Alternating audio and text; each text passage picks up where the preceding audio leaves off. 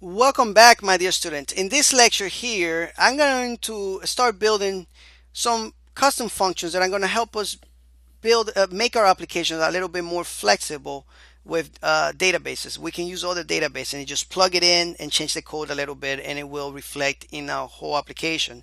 Plus, it's just going to make it easier for us to write, also to write our code. All right. So let me just show you real quick how this is done. All right. So we have we are making SQL statements here that is going inside our database. We're saving the query here. We're sending it in with our MySQLi underscore query, right? That's a function that's going to send in that query. And we are displaying some errors here. And we are also using this function to bring back the result set and loop through it, right? We are fetching it. So we're going to be changing all these functions to custom functions, right? Basically, we're going to be using them and returning their same functionality, but with custom functions. So let's go ahead and do that right now. Let's go to functions real quick. The first one that I want to do, and that was not included there, is called header. This one, header. All right, that's just to redirect. So let's create a custom function here that's going to redirect. You see, this is an easier name, right? Redirect, and it just tells exactly what it's doing. So that's why I want to convert those functions into custom functions. So we're going to say header right here. We're going to have the same thing, right? Like the same way we write it down. We're going to have to write location. And then here, we're just going to say location. Like this, we're going to put a variable there. All right. And we're going to bring the variable up here. All right. And that's it.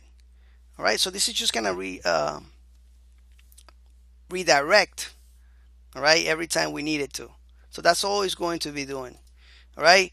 So another helper function that we're going to be using a lot is going to be called query. Well, MySQLi query, but we're going to be naming it query. This is just a couple functions here. All right. And basically this one's just going to return MySQLi query like this. All right. And this one, first we need to pass in that SQL, right? We're going to have the connection here, of course, and the SQL. There we go. Of course, we need to use the connection, and for that we need to bring it in with global if you want to bring in the same value that connection variable has in a config. All right. If you want to bring it inside a function, you need to use global just to let it know that you're using a global variable inside a function. If you just name a connection here again, you're creating a different variable just to make sure that you know that. All right. We're also going to be using a confirm function. All right. And this is just that if not that I just did here. Basically, that's what it is. All right. We're also going to be using escaping values. All right. And we can say escape string here instead of escape value. All right.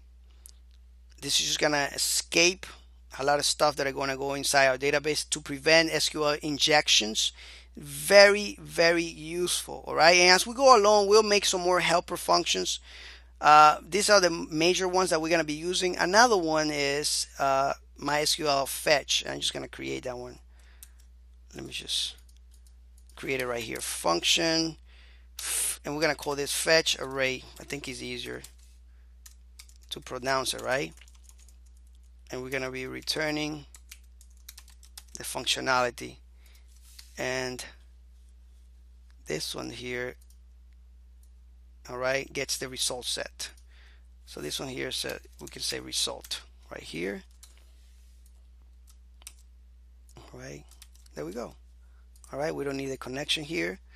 Perfect. All right, what else do we need? We have the query, we have the MySQLi arrow. If you want to do that, you can. It's up to you. But I think MySQLi arrow says is an error. It's pretty easy to do, but we could if we wanted to. All right, but we already have it here with our confirm function. We're using it right here, so we don't need that. All right, so as we go along again, we are going to be creating some more, and you can come up with some more of yourself if you like. This is just a few. Okay, Thank you so much for watching, and we're going to continue with our e-commerce system course. Take care and see you in the next lecture.